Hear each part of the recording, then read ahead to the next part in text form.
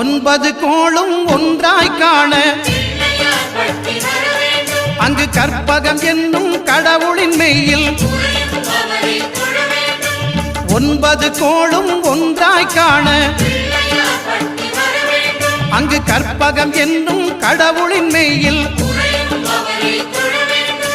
சூரியன் முதலாய் 9 கிரகமும் பலவித குணங்களை கொண்டிருக்கும் எங்கள் கற்பக தருவில் அவை வரும்போது ஒன்றாய் சேர்ந்து பலனளிக்கும்.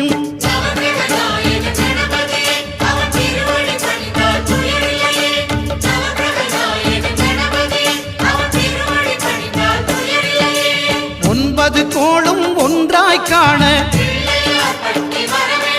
அங்கு கற்பகம் என்னும் கடவுளின் மெய்யில்